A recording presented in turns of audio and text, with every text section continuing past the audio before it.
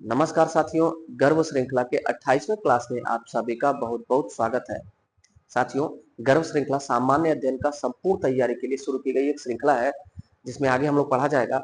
जो साथी नए हैं उनको बताते चले, यह हम बहुविकल्पीय माध्यम में प्रश्नों को करेंगे, प्रीवियस ईयर पूर्वावलोकन के प्रश्नों को लेंगे, आगामी परीक्षाओं में संभावित प्रश्न लेंगे और उन प्रश्नों का जब हम व्याख्या करेंगे, एक्सप्लेनेशन करेंगे तो हमारा पूरा सिलेबस कंप्लीट हो जाएगा। तो जो साथी नए हैं, प्रीवियस में भी वीडियो अपलोडेड है 1 से लेकर के 27 सीरीज, उसको देख लीजिएगा, नोट्स जरूर बनाइएगा। आइए बाकी आगे पढ़ते हैं हम लोग। पहला प्रश्न पूछा गया है, ब्रिटिश सरकार के किस अधिनियम ने सबसे पहले भारत में शिक्षा के लिए 1 लाख रुपए खर्च करने की बात की? 1 लाख रुपए की धनराशि शिक्षा और शिक्षा से जुड़े विद्वानों और साहित्य के प्रोत्साहन में खर्च की जाएगी, ऐसा अंग्रेजों ने 1813 के चार्टर एक्ट में पहली बार कहा था। पहली बार चार्टर एक्ट 1813 में 1 लाख रुपए खर्च करने की बात कहेगी शिक्षा के क्षेत्र में। उत्तर होगा बी। पूरा डिटेल ध्यान पूर्वक देखिएगा, सुनिएगा, पढ़िएगा, लिखिएगा। चार्टर एक्ट का हिंदी होता है साथियों आज्ञा पत्र। आज्ञा पत्र अंग्रेजों के समय में जो पहला आज्ञा पत्र था वो 1813 में आया था। फिर 1833 में भी चार्टर एक्ट आया, फिर 1853 में चार्टर एक्ट आया। चार्टर का हिंदी होता है आज्ञा पत्र। ऐसे ही साथियों मैग्ना कार्टा एक शब्द होता है। मैग्ना कार्टा का अर्थ होता है महाअधिकार पत्र। आज्ञा पत्र 1813 में था कि 1 लाख रुपए की धनराशि खर्च की जाएगी। किस पे खर्च की जाएगी? तो शिक्षा पर।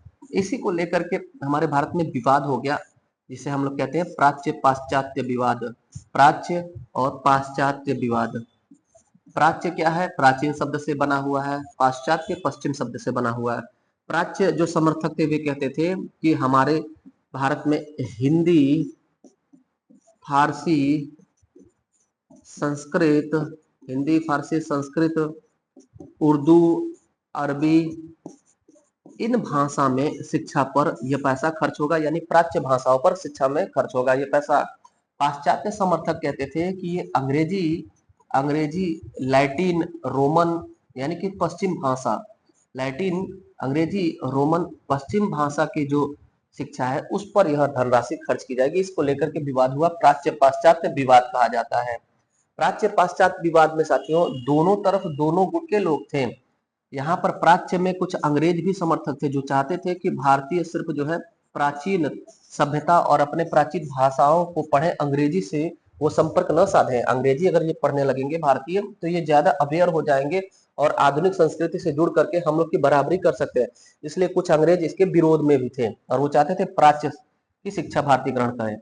और कुछ हमारे भारतीय लोग भी थे जो चाहते थे कि हम जो है प्राच्य शिक्षा ही प्राप्त करें। दूसरी तरफ पाश्चात्य शिक्षा में कुछ अंग्रेज थे, वो चाहते थे कि भारतीयों को अंग्रेजी शिक्षा दी जाए, ताकि अंग्रेजी शिक्षा देने के बाद एक बाबू वर्ग तैयार हो। अंग्रेजी वो लोग पढ़े रहेंगे तभी बेहतर शासन प्रशासन कराने में वो सहयोग करेंगे। एक निम्न वर्ग तैयार होगा, अंग्रेजी बोलने वाला, अंग्रेजी पढ़ने वाला। दूसरी तरफ हमारे कुछ भारतीय भी थे, वो चाहते थे कि पाश्चात्य शिक्षा हमारे भारत में हो, ताकि हम जो है देश दुनिया से जुड़े, अंग्रेजी शिक्षा ग्रहण करें और अंग्रेजी पढ़ाई करें, ताकि अंग्रेजों के बराबर हम लोग हो सकें, आधुनिक ज्ञान हम लोग ग्रहण कर सके। तो दोनों तरफ दोनों लोग थे साथियों। बाद में हुआ क्या, इसका समाधान क्या हुआ तो देखेंगे। 1833 में जो चार्टर एक्ट आता है एक, उसमें लॉर्ड विलियम बेंटिक भारत का गवर्नर जनरल बन करके आता है। पहला भारत का governor general Lord William Bentinck. इसने इंग्लैंड के लंदन से एक विद्वान को बुलाया जिसका नाम था लॉर्ड मैकाले। लॉर्ड मैकाले एक विद्वान लंदन से आता है। इसने 1835 ईस्वी में इस विवाद के समाधान में एक मिनट जारी किया, जिसे कहा जाता है मैकाले मिनट या मैकाले का विवरण पत्र। इस मैकाले मिनट, मैकाले के विवरण पत्र 1835 से हमारे भारत में अंग्रेजी शिक्षा की शुरुआत होती है। तो आप समझ गए होंगे कि इसने किसका समर्थन किया? इसने समर्थन किया पाश्चात्य शिक्षा का, यानी कि जो धनराशि है वो पाश्चात्य शिक्षा पर खर्च की जाएगी। ब्रिटिश ईस्ट इंडिया कंपनी जो थी, ईस्ट इंडिया कंपनी, इसका व्यापारिक एकाधिकार भी समाप्त कर दिया गया। व्यापारिक एकाधिकार, अंग्रेजों का शासन आरंभ में नहीं था साथियों। पहले जो है 1600 ईस्वी में जो ईस्ट इंडिया कंपनी थी, उसने भारत में अपना व्यापार के लिए कदम रखा। व्यापार करते करते वो लोग जब हमारे भारत में राजनीतिक कमी उन्होंने देखा, तो यहाँ पर राजनीतिक शासन करने लगे वो लोग, वो राजनीतिक नियंत्रण अपनाने लगे। यही ईस्ट इंडिया कंपनी व्यापार और राजनीति दोनों कर रही थी, भारत का हमारे शोषण कर रही थी। 1813 में ब्रिटेन से कानून बन के आता है कि अब ईस्ट इंडिया कंपनी ही सिर्फ व्यापारिक एकाधिकार नहीं रखेगी, इसके अलावा भी यूरोप की और इंग्लैंड की कंपनियां आएंगी जो भारत में व्यापार करेंगी। इंग्लैंड प्लस अन्य देशों की कंपनियां आएंगी और भारत में व्यापार करेंगी, सिर्फ ईस्ट इंडिया कंपनी का व्यापारिक एकाधिकार नहीं होगा। यह बात कहा गया 1813 के ही चार्टर एक्ट में।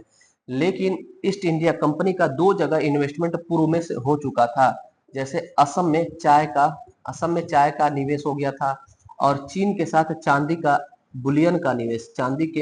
बुलियन का निवेश हो चुका था। इस कारण से इस दोनों को छोड़ करके बाकी पूरा एकाधिकार ईस्ट इंडिया कंपनी का समाप्त कर दिया गया और सबको बुलाया गया कि सब लोग भारत में आकर के व्यापार करें, सिर्फ इसका मोनोपोली नहीं रहेगा। ये भी बात आप याद रखे रहेंगे। तीसरा पॉइंट इसमें कि चार्ल्स ग्रांट और बिल्बर फोर्स नामक दो ईसाई मिशनरी थे। चार्ल्स ग्रांट और विल्बर फोर्स दो ईसाई मिशनरी थे जो 20 वर्ष से आंदोलन कर रहे थे अपने इंग्लैंड में कि हम भारत और पूर्वी देशों में जाएं और वहां पर ईसाई धर्म का प्रचार प्रसार करें। तो इन लोगों को भी इसी चार्टर एक्ट में भारत आने की छूट मिली। यानी भारत में पहली बार ईसाई मिशनरी कब आए थे? तो चार्टर एक्ट 1813 में आए थे। कौन था वो दो ईसाई मिशनरी? तो चार्ल्स ग्रांट और बिल्बर फोर्स। 20 साल के आंदोलन चलाने के बाद उन लोग को 1813 में भारत में ईसाई धर्म का प्रचार प्रसार करने के लिए भारत में आने की छूट दी गई। पहली बार ईस्ट इंडिया कंपनी का एकाधिकार समाप्त किया गया 1813 के चार्टर एक्ट से। लेकिन वहीं पूछे कि संपूर्ण एकाधिकार क्या था? जैसे आपने पढ़ा अभी कि चाय यानी कि असम के साथ चाय और चीन के साथ चांदी के बुलियन का व्यापार का एकाधिकार अभी बरकरार रखा गया, क्योंकि उन लोग का निवेश हो चुका था ईस्ट इंडिया कंपनी का।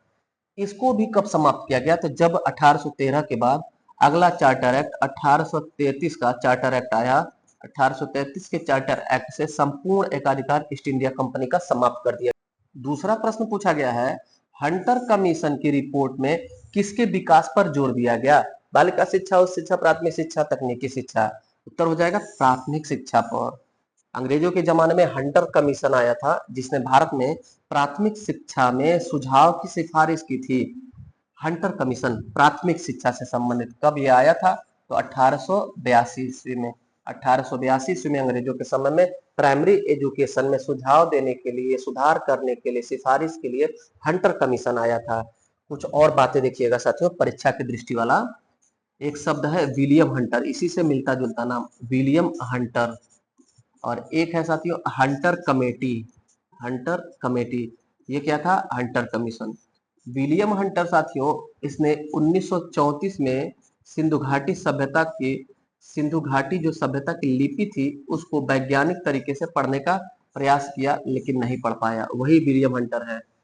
1934 में वैज्ञानिक पद्धति पर हड़प्पा सभ्यता की लिपि बैस्ट्रोफेदन गौमुद्रिका जो लिपि थी उसको पढ़ने का प्रयास किया, लेकिन नहीं पढ़ पाया। हंटर कमेटी साथियों 1919 के जलियांवाला बाग हत्याकांड जो हुआ था, जलियांवाला बाग हत्याकांड, उसकी जांच के लिए, जलियांवाला बाग हत्याकांड की जांच के लिए हंटर कमेटी गठित किया गया था। Hunter commission primary education, Hunter committee Jallianwala Bagh हत्याकांड की जांच के लिए अंग्रेजों की समिति थी। विलियम हंटर सिंधु घाटी सभ्यता की लिपि का अध्ययन वैज्ञानिक पद्धति से करने के लिए 1934 में, और यही जो है सामान्य पद्धति से बैडिल महोदय ने पढ़ने का प्रयास किया था। वैडिल ने सिंधु घाटी सभ्यता की लिपि को पहली बार पढ़ने का प्रयास किया, नहीं पढ़ पाया। फिर वैज्ञानिक पद्धति से विलियम हंटर ने पढ़ने का प्रयास किया, नहीं पढ़ पाया। आज तक सिंधु घाटी सभ्यता की लिपि नहीं पढ़ी गई है। आगे देखिएगा, हम लोग शिक्षा पर जब बात कर रहे हैं तो यहाँ पर शिक्षा से संबंधित जितने भी आयोग हैं, समितियां हैं, सब हम आपको एक ही प्रश्न में बता देते हैं। खूब ध्यानपूर्वक देखिएगा। सबसे पहले आपने देखा कि 1813 में 1 लाख रुपए खर्च करने के लिए भारतीय शिक्षा में बात कही गई। इसके बाद 1854 ईस्वी में सर चार्ल्स वुड की अध्यक्षता में एक वुड्स डिस्पैच की घोषणा होती है, यानी इसे कहते हैं हम लोग वुड्स डिस्पैच। वुड्स डिस्पैच की खासियत है, इसे शिक्षा का मैग्ना कार्टा कहा जाता है। शिक्षा का मैग्ना कार्टा। मैग्ना कार्टा का अर्थ अभी हमने आपको बताया साथियों, महाअधिकार पत्र होता है। शिक्षा का महाअधिकार पत्र किसको कहा जाता है? 1854 का वुड डिस्पैच। वुड डिस्पैच मतलब सर चार्ल्स वुड्स की अध्यक्षता में आया था। इसमें कहा गया था महिलाओं को शिक्षा दी जाएगी। महिला शिक्षा पहली बार भारत में कब शुरू हुई? तो वुड डिस्पैच के 1854 से। इसी में लोक शिक्षा विभाग के गठन की गई। लोक शिक्षा विभाग एक डिपार्टमेंट शिक्षा का आया, किस समिति की सिफारिश पर, तो वुड डिस्पैच की सिफारिश पर 1854 में आया था। इसके बाद आपने देखा कि 1882 में प्राइमरी एजुकेशन में यानी प्राथमिक शिक्षा में सुझाव के लिए हंटर कमीशन आता है। हंटर कमीशन आता है। इसके बाद साथियों 1902 ईस्वी में 1902 ईस्वी में रैले कमीशन आता है। रैले कमीशन, रैले आयोग, थॉमस रैले की अध्यक्षता में रैले कमीशन आता है जो उच्च शिक्षा से संबंधित था। इसके बाद इसी की सिफारिश से 1904 में विश्वविद्यालय आयोग आता है। विश्वविद्यालय आयोग, भारतीय विश्वविद्यालय आयोग 1904। यही विश्वविद्यालय आयोग का सिफारिश एक्ट बनता है 1905 में। भारतीय विश्वविद्यालय अधिनियम बनता है। भारतीय विश्वविद्यालय अधिनियम किस सन में आया था? 1905 में। इसके बाद आगे जब बढ़ते हैं साथियों तो 1917 में कलकत्ता विश्वविद्यालय आयोग का गठन होता है। कलकत्ता विश्वविद्यालय आयोग का गठन होता है। कलकत्ता विश्वविद्यालय आयोग, जिसको सैडलर कमीशन भी कहा जाता है। सैडलर कमीशन, सैडलर कमीशन भी कहा जाता है। कलकत्ता विश्वविद्यालय में छात्रों की संख्या बढ़ गई थी।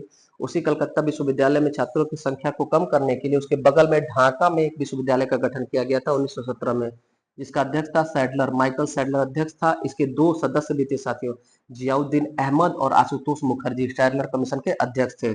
इसके बाद 1937 ईस्वी में वर्धा शिक्षा सम्मेलन होता है। महाराष्ट्र के वर्धा शहर में वर्धा शिक्षा सम्मेलन होता है। किस सन में? 1937 ईस्वी में होता है। उसके बाद 1944 ईस्वी में साथियों 1944 ईस्वी में सार्जेंट कमीशन आता है।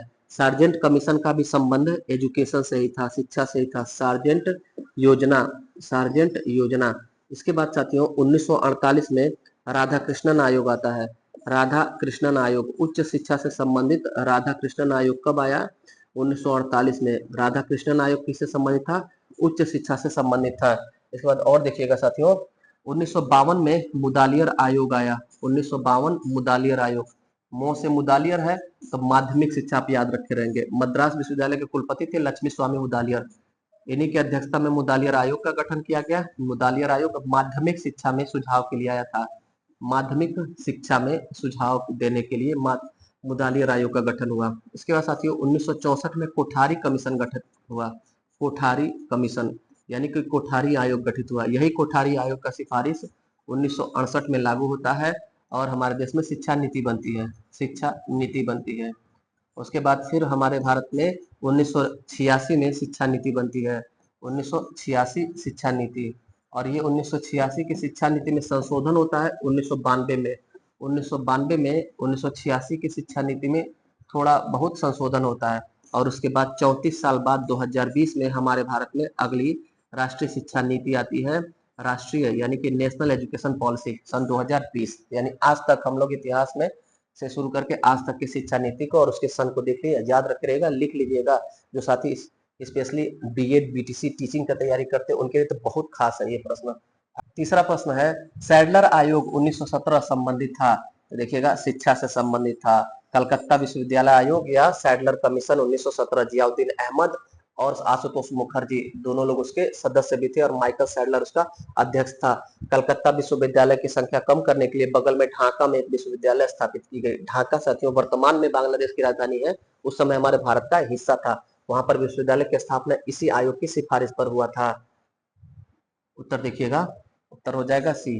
अगला प्रश्न आपके सामने है, चौथा प्रश्न, लॉर्ड मैकाले किससे संबंधित था? लॉर्ड मैकाले साथियों अंग्रेजी शिक्षा से संबंधित था। लॉर्ड मैकाले ने 1835 में विवरण पत्र दिया, मैकाले मिनट दिया, जिससे हमारे भारत में अंग्रेजी शिक्षा की नींव पड़ती है।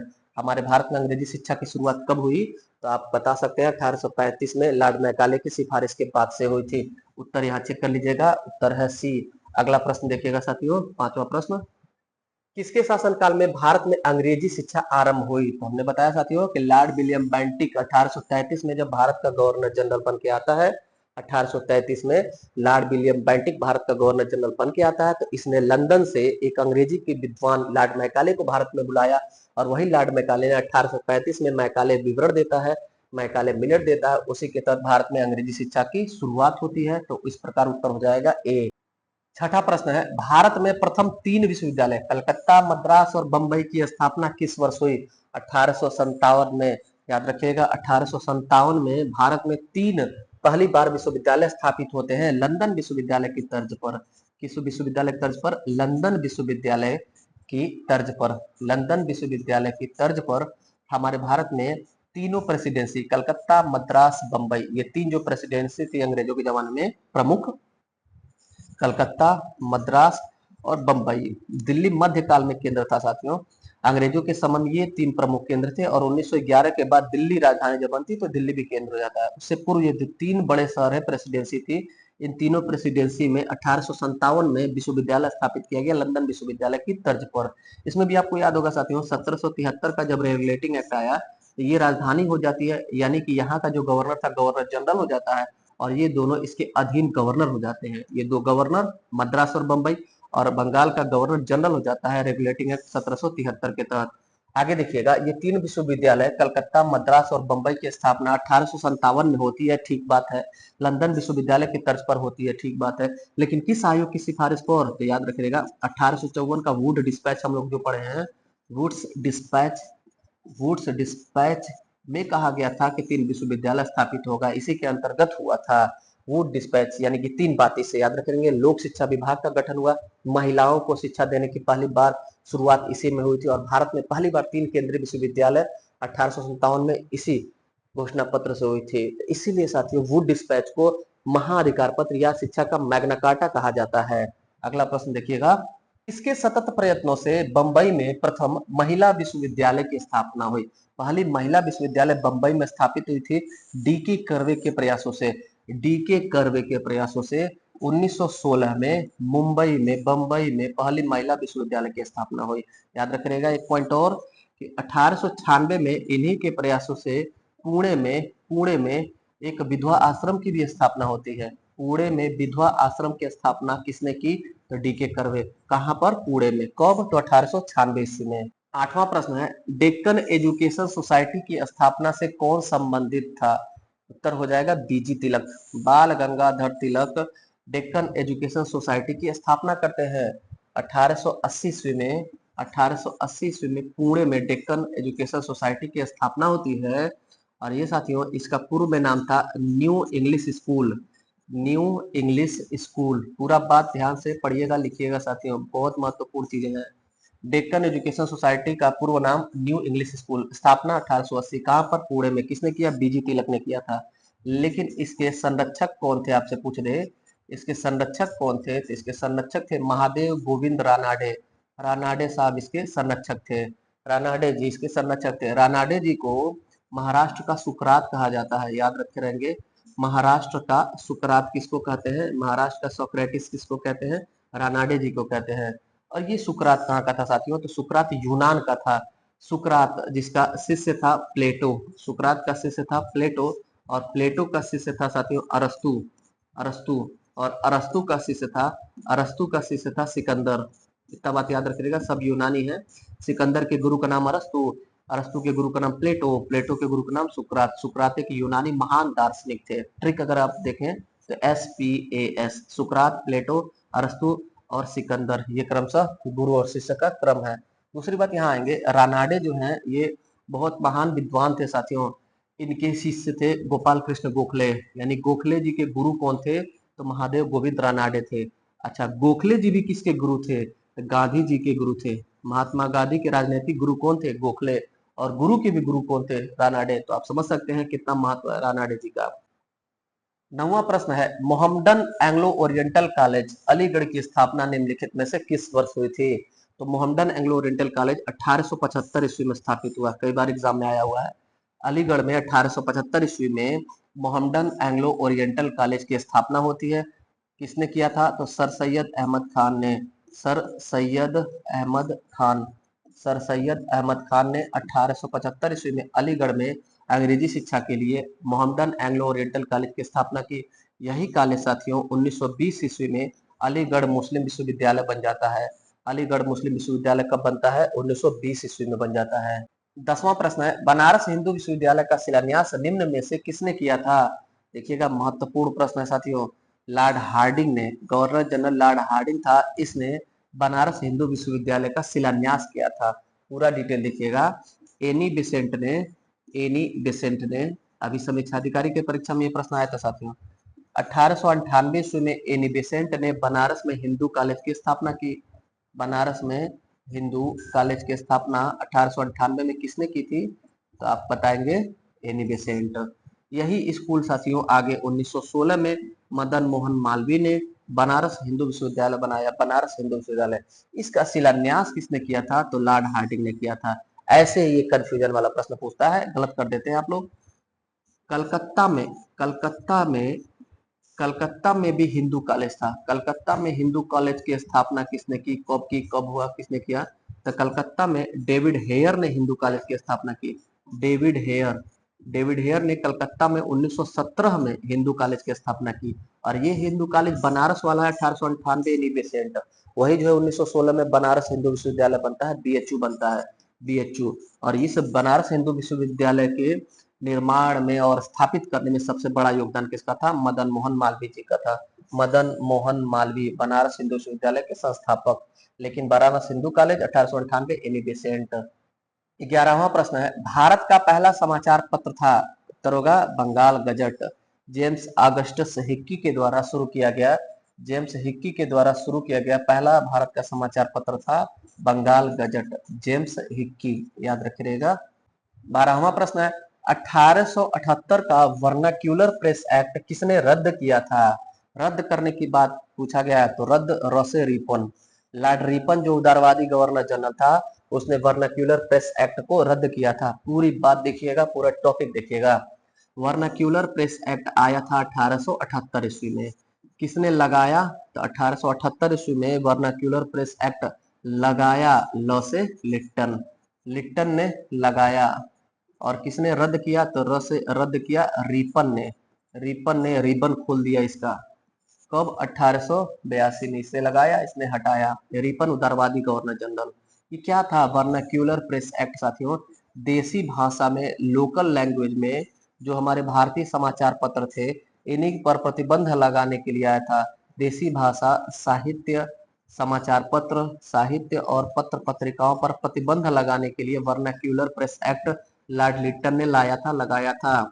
लेकिन साथियों कुछ ही वर्ष बाद लॉर्ड रिपन ने इसे बंद कर दिया। इससे पहले भी याद रखिएगा, Lord Wellesley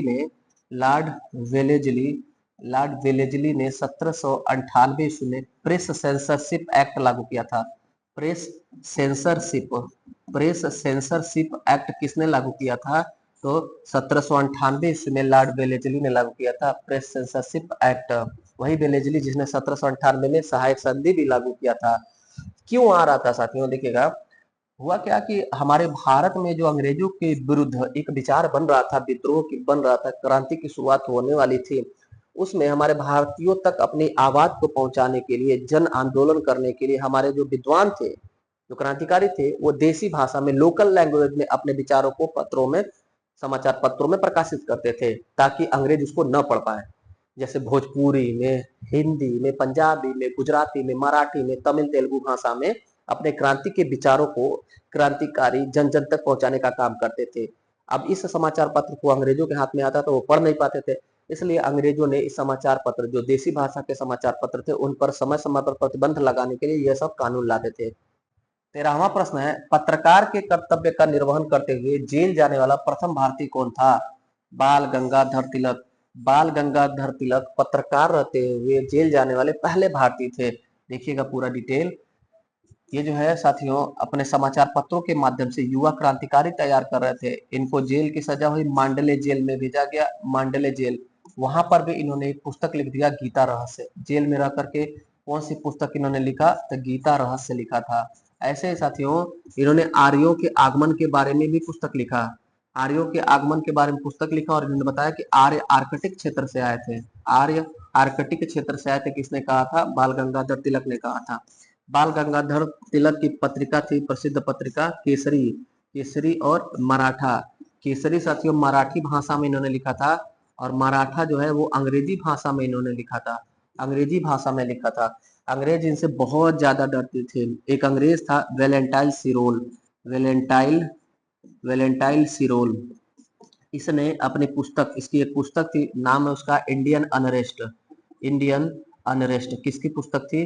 Indian unrest Valentine सिरोल की पुस्तक थी। इस पुस्तक में इसने भारतीय अशांति का जनक तिलक जी को कहा। भारतीय अशांति का जनक सिरोल ने किसको कहा? तो तिलक जी को आप उत्तर करेंगे, भारतीय अशांति का जनक।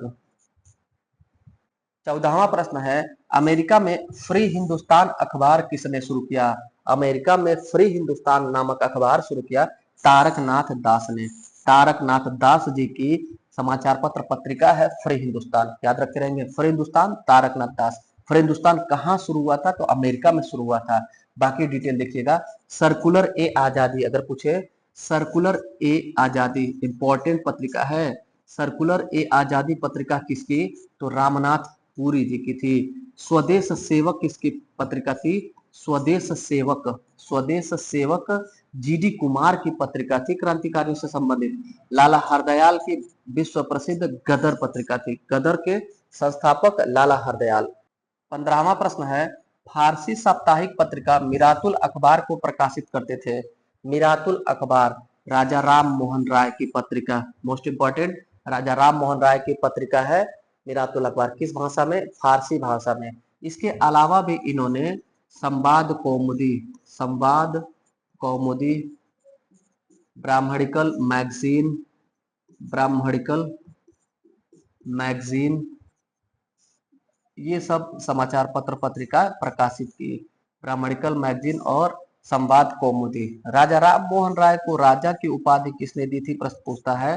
तो अकबर द्वितीय, अकबर द्वितीय इसने राजा राम मोहन राय को राजा की उपाधि दे करके इंग्लैंड भेजा था, लंदन भेजा था। अपने पेंशन के सिलसिले में अंग्रेजों ने इसका पेंशन रोक दिया था, तो इसने अपने वकालत के लिए राजा राम मोहन राय जी को इंग्लैंड भेजा था। इंग्लैंड में ही ब्रिस्टले में इनका निधन हो गया था और ब्रिस्टले में ही इनकी समाधि है। राजा राम मोहन राय की समाधि कहाँ स्थित है? ब्रिस्टले में है। राजा राम मोहन राय ने 1828 ईस्वी में ब्रह्म समाज की स्थापना की, याद होगा। ब्रह्म समाज का शुरुआत किसने किया था? राजा राम मोहन राय ने। राजा राम मोहन राय के प्रयासों से ही 1829 में सती प्रथा को प्रतिबंधित किया गया। सती प्रथा का अंत किया गया था लॉर्ड विलियम बेंटिक के द्वारा। राजा राम मोहन राय मूर्ति पूजा अंधविश्वास, मूर्ति पूजा अंधविश्वास, हमारे भारतीय समाज में जो अंधविश्वास था उसको दूर करने के लिए क्रांतिकारी विचार इन्होंने दिया था, इसको समाप्त करने के लिए। इनका विरोध किया था एक व्यक्ति ने, याद रखिएगा, चंद्रिका नामक पत्रिका प्रकाशित करके राजा राम मोहन राय के विचारों का विरोध किया था राधाकांत देव ने। राधाकांत देव की पत्रिका का क्या नाम था? चंद्रिका। चंद्रिका किस लिए इन्होंने प्रकाशित किया? राजा राम मोहन राय के विचारों का विरोध करने के लिए। ताकि पूरी बात राजा राम मोहन राय से याद रखे रहेंगे। कुछ इंपॉर्टेंट चीज, राजा राम मोहन राय को साथियों सांझ का तारा और भोर का तारा कहा जाता है। भारतीय समाज में सांझ का तारा, भोर का तारा राजा राम मोहन राय को कहा जाता है। अच्छा, अगर पूछे कि भारतीय पुनर्जागरण का जनक किसको कहते हैं, तब भी राजा राम मोहन राय को, भारतीय पुनर्जागरण का जनक राजा राम मोहन राय को कहा जाता है। 16वां प्रश्न है, गदर पार्टी का पत्र, गदर था, गदर साथियों एक साप्ताहिक पत्र था। 1913 में गदर पार्टी की स्थापना होती है, 1913 में लाला हरदयाल के द्वारा। लाला हरदयाल ने, लाला हरदयाल ने सैन फ्रांसिस्को, अमेरिका के पश्चिमी तट, सैन फ्रांसिस्को अमेरिका के पश्चिमी तट, ये भी पूछा हुआ साथियों कि गदर पार्टी की स्थापना अमेरिका के किस तट पर हुआ था? तो अमेरिका के पश्चिमी तट में पड़ता है सैन फ्रांसिस्को। यहाँ पर लाला हरदयाल ने 1913 में गदर पार्टी की स्थापना की, जिसका एक समाचार पत्र था गदर। गदर साप्ताहिक पत्रिका था, उर्दू, पश्तो, हिंदी, उर्दू, पश्तो, हिंदी, हिंदी, कई भाषाओं में यह गदर पत्रिका निकलता था अमेरिका में। 17वां प्रश्न पूछा गया है, अमृत बाजार पत्रिका की स्थापना किसने की? अमृत बाजार पत्रिका की स्थापना साथियों शिशिर कुमार घोष जी ने किया था। शिशिर कुमार घोष, अमृत बाजार पत्रिका। बड़े मजेदार बात याद रखिएगा, अंग्रेजों ने जब देसी भाषा में छपने वाले समाचार पत्रों पर प्रतिबंध लगाने की शुरुआत की, तो इन्होंने अपने अमृत बाजार समाचार पत्रिका को रातों रात इसका लैंग्वेज ही बदल दिया, इसका भाषा ही बदल दिया। अगले दिन ये जो है अंग्रेजी भाषा में छपने लगी। तो ये प्रश्न पूछा गया है कि किस भारतीय समाचार पत्र ने रातों रात अपनी भाषा को बदल दिया और अंग्रेजी भाषा में छपने लगी? अमृत बाजार पत्रिका। शुरुआत 1868 ईस्वी में शिशिर कुमार घोष ने की, कलकत्ता में, कलकत्ता से शुरू होता है। ऐसे ही याद रखिएगा, एक प्रसिद्ध पत्रिका है हिंदू पैट्रियाट। हिंदू पैट्रियाट के संस्थापक या शुरुआत करने वाले गिरीश चंद्र घोष जी थे। और इसके इसके संपादक अगर पूछेगा, हिंदू पैट्रियाट के संपादक तो हरिश्चंद्र मुखर्जी हो जाएंगे। एसएन सेन, सुरेंद्र नाथ सेन, इनकी पत्रिका थी बंगाली। बंगाली सुरेंद्र नाथ सेन की, एसएन सेन की पत्रिका थी। हिंदू पैट्रियाट याद रखिएगा साथियों। नील विद्रोह का वर्णन इसे मिलता है। नील विद्रोह का वर्णन किस पुस्तक में, समाचार पत्र में मिलता है? तो आप कहेंगे नील दर्पण। ठीक है, नील दर्पण में नील विद्रोह का वर्णन मिलता है, साथ ही साथ हिंदू पैट्रियाट में भी नील विद्रोह का वर्णन मिलता है। पूरी बात याद रख रहेंगे। 18वां प्रश्न है, लोकमान्य बाल गंगाधर तिलक ने भारतीय स्वतंत्रता संग्राम की सेवा के उद्देश्य से कौन सा समाचार पत्र प्रारंभ किया? उत्तर होगा केसरी। केसरी और मराठा बाल गंगाधर तिलक की पत्रिका थी, याद रखे रहेंगे। गदर आपने पढ़ा, लाला हरदयाल, लाला हरदयाल गदर, लाला हरदयाल गदर। फ्री हिंदुस्तान आपने पढ़ा, तारकनाथ दास, तारकनाथ दास। स्वदेश मित्र सुब्रमण्यम अय्यर, सुब्रमण्यम अय्यर, सुब्रमण्यम अय्यर। ये सब इन लोगों की समाचार पत्र पत्रिका है। 19वां प्रश्न है, किसने सोम प्रकाश समाचार पत्र शुरू किया? सोम प्रकाश, ईश्वर चंद्र विद्यासागर। ईश्वर चंद्र विद्यासागर ने सोम प्रकाश समाचार पत्र शुरू किया था साथियों। सोम प्रकाश, ये साथियों नील आंदोलन का समर्थन करने के लिए, नील जो किसान आंदोलन कर रहे थे उनका समर्थन करने के लिए ईश्वर चंद्र विद्यासागर ने सोम प्रकाश समाचार पत्र की शुरुआत की थी। वही ईश्वर चंद्र विद्यासागर जिनके प्रयासों से 1856 में विधवा पुनर्विवाह अधिनियम लागू हुआ। विधवा पुनर्विवाह, विधवा पुनर्विवाह अधिनियम, अधिनियम किसके प्रयासों से आया था? ईश्वर चंद्र विद्यासागर के प्रयासों से। किसने लाया था? तो आप उत्तर करेंगे लॉर्ड डलहौजी, लॉर्ड डलहौजी ने लाया था। लेकिन इसे किसने लागू किया था? तब वही उत्तर बदल जाएगा हमारा। यहीं से गलती कर देते हैं लोग जो अच्छे से नहीं पढ़ते हैं। लॉर्ड कैनिंग ने विधवा पुनर्विवाह अधिनियम को लागू किया था, लेकिन इसको कानून बनाया था लॉर्ड डलहौजी ने 1856 में। किसके प्रयासों से? ईश्वर चंद्र विद्यासागर के प्रयासों से। इन्होंने नील आंदोलन किसानों का समर्थन करने के लिए सोम प्रकाश नामक समाचार पत्र की शुरुआत की थी। 20वां प्रश्न है, इंडियन ओपिनियन पत्रिका के संपादक थे। इंडियन ओपिनियन पत्रिका के संपादक मनसुख लाल नजर, मनसुख लाल नजर इसके संपादक थे इंडियन ओपिनियन के। लेकिन ये ठीक इसके संस्थापक कौन थे? तो गांधी जी। संस्थापक इंडियन ओपिनियन गांधी जी, संपादक मनसुख लाल नजर। गांधी जी की और भी पत्रिका थी, याद रखे रहेंगे, young India, young India Gandhi ji की, और न्यू इंडिया एनी बेसेंट का। यंग इंडिया गांधी जी का, नवजीवन गांधी जी का, हरिजन गांधी जी का। ये 4 समाचार पत्र पत्रिका गांधी जी का, याद रखेंगे आप। गांधी जी का पुस्तक था, आत्मकथा था गुजराती भाषा में, सत्य के साथ मेरा प्रयोग, my experiment with truth. Gujarati भाषा में गांधी जी की आत्मकथा थी। ये समाचार पत्र हैं। इसमें इंडियन ओपिनियन के संपादक मनसुख लाल नजर, यंग इंडिया के संपादक भी आप याद रखे रहिएगा, शंकर लाल बैंकर, शंकर लाल बैंकर। इतना आप याद रखें, बाकी सबका नहीं। इतना में आपका परीक्षा में प्रश्न हो जाएगा साथियों। 21वां प्रश्न है, हिंदी का पहला समाचार पत्र उदंड मार्तंड प्रकाशित हुआ। उदंड मार्तंड कोलकाता से प्रकाशित हुआ साथियों, कोलकाता से। 30 मई 1826 ईस्वी। भारत का पहला हिंदी भाषा का समाचार पत्र उदंड मार्तंड कोलकाता से प्रकाशित हुआ। जुगुल किशोर मेहता जी ने किया। जुगुल किशोर मेहता, जुगुल किशोर मेहता। 30 मई 1826 कलकत्ता, उदंड मार्तंड हिंदी का पहला समाचार पत्र। 22वां प्रश्न है, भारतीयों द्वारा अंग्रेजी में प्रकाशित प्रथम समाचार पत्र था। हिंदू पैट्रियाट साथियों, अंग्रेजी भाषा में प्रकाशित पहला समाचार पत्र था जो भारतीयों द्वारा शुरू किया गया था, हिंदू पैट्रियाट। 23वां प्रश्न है, अंग्रेजी साप्ताहिक पत्रिका वंदे मातरम के साथ निम्नांकित में से किसने अपने आप को संबंध किया था? वंदे मातरम अरबिंदो घोष की समाचार पत्र पत्रिका थी। अरबिंदो घोष की हिंदी भाषा में, हिंदी भाषा में वंदे मातरम अरबिंदो घोष की। वहीं आपसे पूछ ले उर्दू भाषा में, तो उर्दू भाषा में लाला लाजपत राय की थी। लाला लाजपत राय ने भी वंदे मातरम नाम से समाचार पत्र निकाला, लेकिन उर्दू में। तो यहाँ हम कैसे जाने हैं? हमने देखा विकल्प, विकल्प में लाला लाजपत राय नहीं है, अरबिंदो घोष है, तो हमने ठीक कर दिया। लेकिन अगर दोनों लोग रहेंगे तब किसको चुनेंगे गुरुजी? तो याद रख रहिए, दोनों में से जो फेमस था वो उर्दू भाषा का लाला लाजपत राय का वंदे मातरम ज्यादा प्रसिद्ध था। दोनों ऑप्शन में रहेगा तो आप इसको चूज करिएगा। भाषा के आधार पर पूछेगा तो क्लियर आप कर लेंगे, और ये नाम रहेगा तो आप अरबिंदो घोष जी को चुन लेंगे। अरबिंदो घोष को याद रखिएगा। कलकत्ता षड्यंत्र केस या मणिकतल्ला केस, कलकत्ता या मणिकतल्ला षड्यंत्र केस में ये गिरफ्तार हो गए थे, इनके विरुद्ध मुकदमा चला था, लेकिन साक्ष्य के अभाव में ये छूट गए थे। साक्ष्य के अभाव में छूटने के बाद यह दक्षिण भारत चले गए, पांडिचेरी। दक्षिण भारत जाकर के इन्होंने क्रांतिकारी गतिविधि और राजनीति से संन्यास ले लिया और सन्यासी बन गए अरबिंदो घोष। और इनको कहा जाता है महर्षि अरविंद। महर्षि अरविंद आरंभ में क्रांतिकारी थे और बाद में महर्षि ऋषि या सन्यासी बन गए, तो महर्षि अरबिंदो। इन्होंने पांडिचेरी में ओरविले आश्रम की स्थापना की। ओरविले आश्रम की स्थापना किसने की? तो आप क्या टिक करेंगे, अरबिंदो घोष या महर्षि अरविंद। कहां पर है ओरविले आश्रम? पांडिचेरी में। 24वां प्रश्न है, अंग्रेजी पत्र इंडिपेंडेंट जुड़ा हुआ था। इंडिपेंडेंट की शुरुआत करता मोतीलाल नेहरू। मोतीलाल नेहरू इंडिपेंडेंट नामक समाचार पत्र इन्होंने शुरू किया था। 25वां और अंतिम प्रश्न है, हरिजन के प्रारंभकर्ता। देखिए प्रारंभकर्ता यानी कि संस्थापक, यानी शुरुआत किसने किया? तो गांधी जी। गांधी जी हरिजन नामक समाचार पत्र के शुरुआत करता थे, संस्थापक थे, प्रारंभकर्ता थे। साथियों ये था गर्व सीरीज का 28वां क्लास। कैसा लगा हम लोग का प्रयास? फीडबैक जरूर दीजिएगा।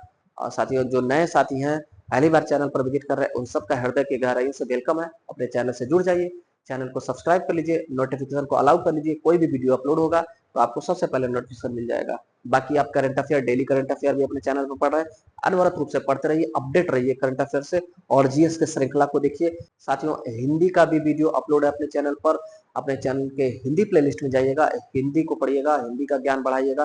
बाकी मिलते हैं अगले क्लास में, तब तक के लिए धन्यवाद।